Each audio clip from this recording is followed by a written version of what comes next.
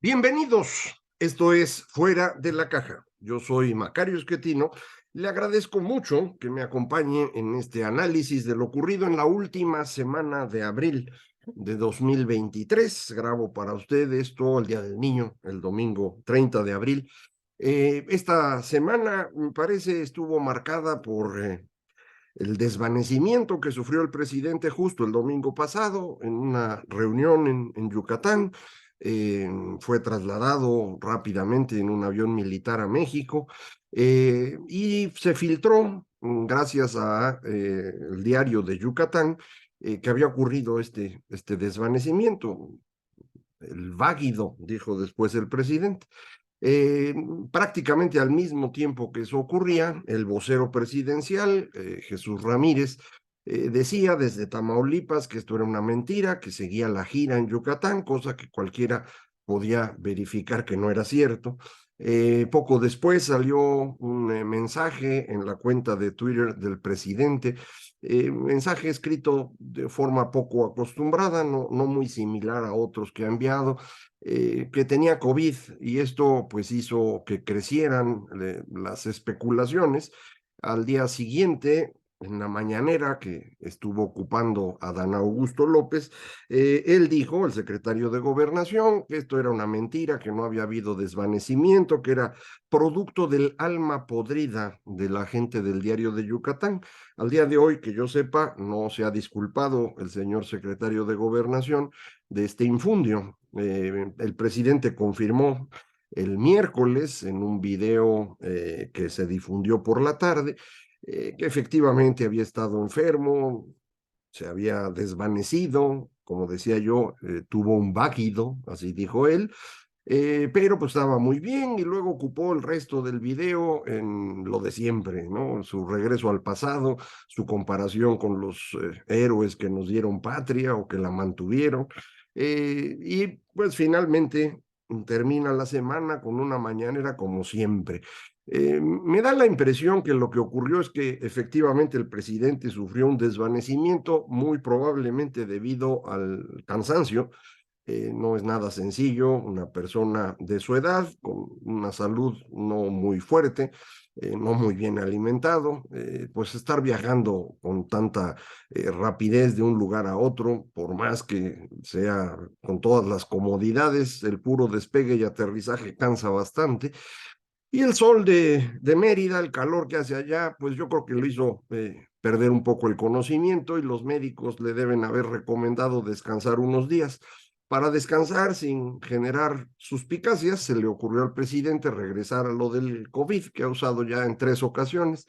Y efectivamente esto desató especulaciones de todo tipo, que pues creo que el presidente aprovechó en las circunstancias en las que estaba para dejar que corrieran versiones y pues ir midiendo cómo andan sus apoyos, sus enemigos, sus adversarios, como dice él. En la semana se tuvieron 2 sesiones en las cámaras, primero en diputados de martes a miércoles y luego en senadores de viernes a sábado, pues que merecen estar en los muros de la ignominia. En diputados fue una avalancha de parte de Morena, con su mayoría, sin querer discutir, sin leer lo que estaban aprobando a toda velocidad. Sacaron un montón de reformas legales, algunas que tienen eh, efectos constitucionales, como el cambio en la edad en la que puede una persona ser diputado, por ejemplo. No, esto no se puede hacer si no es con 2/3 partes de las cámaras. En diputados se hizo, pero en senadores no. En la votación de senadores, a final de cuentas, Morena tuvo que, junto con sus aliados, estar aparte, separado, porque finalmente me hicieron caso los señores legisladores y tomaron la tribuna. Yo había sugerido en un tuit desde el lunes que hicieran eso, que no dejaran que se llevaran a cabo estas sesiones, porque la forma en la que Morena pensaba legislar, pues va en contra de cualquier eh, lógica. Uno no puede estar haciendo tantas leyes sin siquiera discutir. interrumpiendo parlamentos abiertos como el que habían instalado para el caso de ciencia y tecnología, una cosa pues realmente deprimente, producto pues de la abyección con la que se manejan los legisladores de ese partido. El viernes, la gente de Morena, los senadores, viendo que no habían podido avanzar en la sesión, pues intentaron tener una sesión alterna. Los mandó llamar el presidente a Palacio mientras estaba por iniciar el concierto que hubo en el Zócalo. Ahí en Palacio Nacional llegaron los senadores, llegaron los aspirantes presidenciales de parte de Morena. El presidente les dijo qué había que hacer, salieron corriendo a tratar de hacerlo ahí al viejo Senado en la calle de Jicotenca. Llegó antes que ellos la senadora Xóchitl Gálvez y se encadenó a la mesa directiva, a la silla principal, para que no pudieran entrar ahí y no pudieron, tuvieron que llevar a cabo la sesión en el patio. No les alcanzaban los votos, inventaron de pronto a una suplente de una senadora que no estaba en el país en ese momento. Esto es fuera de orden, por lo tanto hace inválido todo el resto de la sesión, en mi opinión, más cuando, insisto, no había quórum en algunos momentos. Así que pues todo esto puede recurrirse en la Corte y seguramente así será por procesamiento legislativo. Y luego algunas de las leyes pueden recurrirse por causarle daño a personas. Específicamente la ley minera puede ser recurrida por las empresas del ramo. La de ciencia y tecnología podría ser recurrida muy probablemente por organizaciones de investigadores o la Academia Mexicana de Ciencias, no lo sé. Alguien puede hacerlo, pero por el puro proceso sí se puede poner en duda que lo que se hizo esté bien y se puede llevar a la Corte. En la Corte, durante esta semana, se instaló un plantón muy agresivo para tratar de amedrentar a la o ministra presidenta, la licenciada Norma Piña, y de paso, pues a todo el resto de los ministros en pues ya los últimos intentos del presidente por destruir de manera definitiva la división de poderes.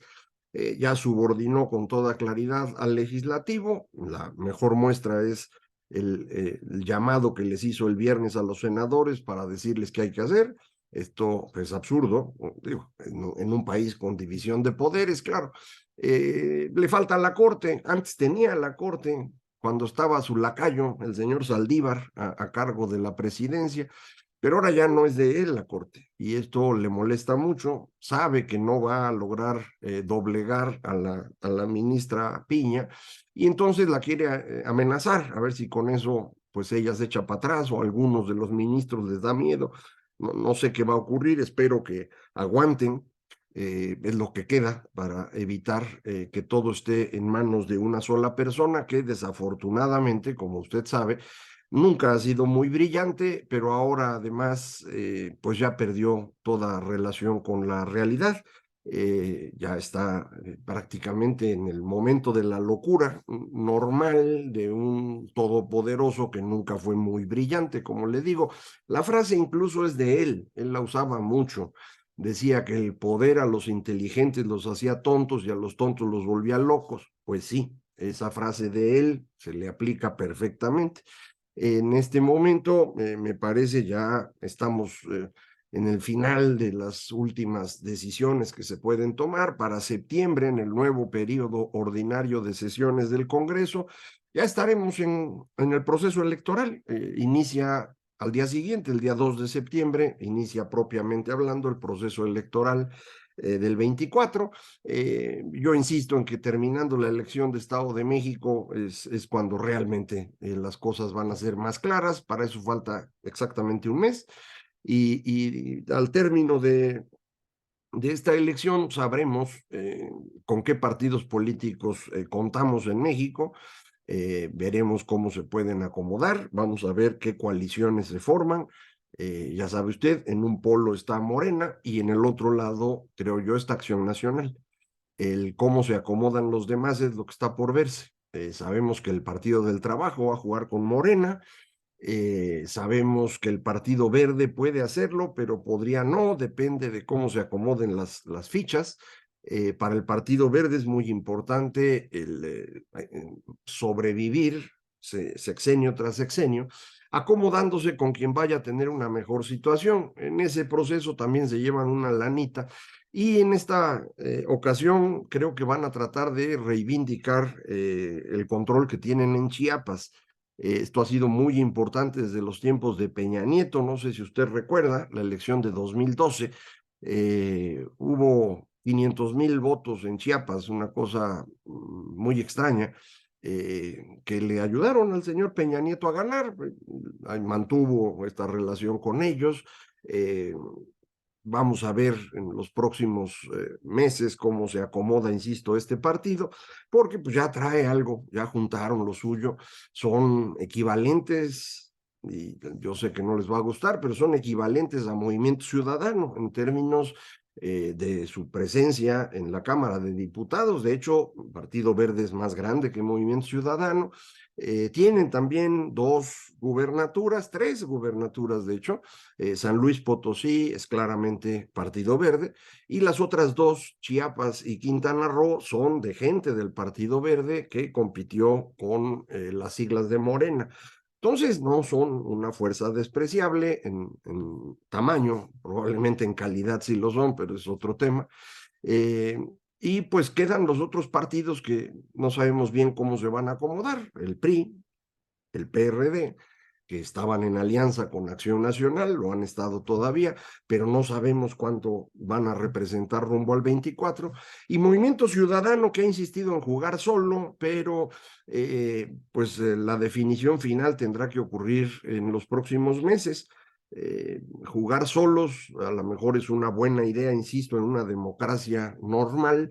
En estas circunstancias tal vez sea una muy mala idea. Al interior de ese partido, muchas personas eso creen, que si juegan solos en un ambiente polarizado puede derrumbarse su votación, y tratan de convencer a su líder, Dante Delgado, de que vayan en alianza. Dante no ha querido. No sé si por estrategia de venta o si de plano está convencido, la verdad no lo sé, pero ya lo veremos, a ver cómo se acomodan estas cosas. De manera que en términos políticos esta semana le sirvió mucho al presidente para detener su mala racha. Le había estado yendo muy mal, cerró la semana pasada, recuerda usted, el sábado, con este discurso prácticamente llamándonos a las armas para defender la soberanía nacional.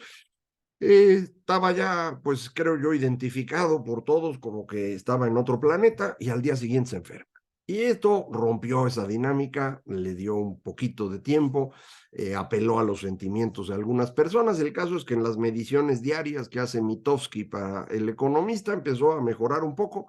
Logró controlar el Congreso y pues arranca este mes de mayo en mejor condición de como estaba hace una semana. Entonces, a él le sirvió esta semana, a nosotros no. Lo que hicieron los legisladores nos puede meter en problemas. Y en términos económicos aparecen varios datos durante la semana. El que todo el mundo le hace mucho caso es el crecimiento del PIB en la versión oportuna, crecimiento de 1.1% contra el trimestre previo, que equivale a 3.6, 3.7% contra el primer trimestre de 2022. Parecería un excelente dato, evidentemente no es nada malo. Sin embargo, también apareció el dato del índice global de actividad económica al mes de febrero. Entonces ya tenemos enero y febrero. Con base en eso uno puede medio estimar marzo. No se puede con certeza porque los dos indicadores, PIB e IGAE, miden cosas que no son iguales. Se parecen, pero no son iguales. Entonces, no puede uno ser tan exacto como uno quisiera, pero se deduce de esta medición del PIB oportuno que la industria, en particular las manufacturas, habrían tenido un mal mes en marzo. Es algo lógico cuando uno ve lo que pasó en Estados Unidos en marzo con la industria manufacturera, pero también con el dato de la balanza comercial mexicana, que también apareció esta semana. El CECI trae datos de marzo y las exportaciones manufactureras van para abajo. están creciendo todavía, pero cada vez crecen menos ya, el crecimiento es muy, muy chiquito, muy probablemente estemos ya en terreno negativo muy pronto. Entonces, pues no estaba tan bueno el mes de marzo, pero enero y febrero sí lo fueron. El crecimiento del PIB se supone proviene de los servicios y ahí yo tengo mis dudas de que la medición oportuna sea correcta y le explico por qué. En el indicador oportuno de actividad económica, el que hacen para el IGAE, habían estimado crecimiento de servicios para el mes de febrero de 0,6%, 0,7%, y acabó siendo 0,1%. Entonces les falló por bastante. Mismo fenómeno puede haber ocurrido ahora con el PIB y los servicios estarían sobreestimándose. La razón es simple. Hay una parte de los servicios que depende del resto del mundo. Ya sabe usted, exportar servicios no es fácil, pero ocurre. Una exportación de servicios que ocurre en territorio nacional es el turismo. Ese se cae en febrero, deja de crecer, no se cae, deja de crecer en febrero al ritmo que traía. Probablemente en marzo haya ocurrido lo mismo, habrá que esperar para confirmarlo.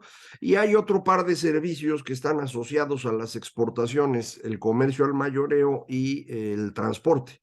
Y estos dos sí se cayeron durante el mes de febrero y muy probablemente también en marzo. Entonces, hay que tener cuidado con las cifras, son buenos los datos, eso no hay duda, pero pueden no ser tan buenos como se vieron en primera instancia. Y apareció otro dato más en cuestión económica, que es el dato de las finanzas públicas. Ahí sí está feo, ahí sí se puso feo. La recaudación se les vino abajo de una manera impresionante. Si usted suma los dos grandes impuestos que hay en México, el impuesto sobre la renta y el impuesto al valor agregado, la caída que ocurrió en marzo es la más grande desde la reforma fiscal de 2013. El único momento en el que hay una caída un poco mayor, y muy poquito, es en el confinamiento, en abril de 2020, cuando no hubo actividad económica. Entonces la caída de este mes de marzo fue muy dura. Al mismo tiempo, el costo financiero del gobierno federal superó por primera vez 1 billón de pesos anuales en el acumulado anual. Y en ese mismo acumulado anual, el que se llama gasto no programable, que incluye el costo financiero, las participaciones y otras chivitas, superó por primera vez 2 billones de pesos. Esto significa que lo que queda disponible para gasto es más chiquito. Eh, el gobierno no quiere reconocer que no tiene dinero, se hacen tarugos y lo que hacen es reducir el gasto. ¿Cómo reduces el gasto? Pues se lo quitas a los que ya no tienen nada. Las caídas en el presupuesto de las secretarías son brutales cuando uno compara contra cómo estaban en el sexenio anterior. Prácticamente nada en el gobierno funciona. El dinero se ha concentrado por completo en Pemex, turismo, porque es el Tren Maya, Secretaría del Trabajo por Jóvenes Construyendo el Futuro, Bienestar o Desarrollo Social, porque ahí van lo de las pensiones no contributivas, y prácticamente hay párele de contar. Todo lo demás se viene abajo, todo. Entonces, pues el gobierno no opera, no puede trabajar. Eh, Esto es, claro, para mí es una clara crisis fiscal que se está escondiendo lo más posible para ver si alcanzan a llegar a la elección del 24 sin problemas, ya sea porque no les alcance para pagar, porque se les venga abajo alguna cosa o porque las calificadoras digan estos güeyes nos están engañando. En eso están, a eso se han dedicado desde hace rato. Yo he insistido mucho en este tema, la mayor parte de mis colegas no lo han visto igual, a lo mejor ya con estos datos empiezan a verlo igual y se convencen de que realmente no hay cómo sacar este sexenio, no hay manera. Si mis colegas no se convencen, si las calificadoras no lo perciben, si no les pasa nada y logran llegar al 24, quien entre a la presidencia del partido que sea a partir del 1 de octubre del próximo año, va a entrar en una tragedia, sin gobierno, literalmente, sin dinero, sin gente calificada para trabajar, sin poder, porque el señor desde Tabasco va a estar jorobando como lo ha hecho toda su vida, eso se ha dedicado. Entonces, pobrecitos, ¿no? pobrecitos de nosotros y pobrecitos de los que lleguen al gobierno, no importa de qué rumbo sean, a menos que lográramos en el transcurso de este tiempo construir una idea que logre desaparecer de manera definitiva del mapa político a esta persona. A ver si se nos ocurre, pero si no, pues sí, se ve ya el caos muy, muy cerca, muy, muy claro. Eh, Ahí vaya usted preparando, nosotros aquí seguiremos platicando. Muchísimas gracias. Esto fue Fuera de la Caja.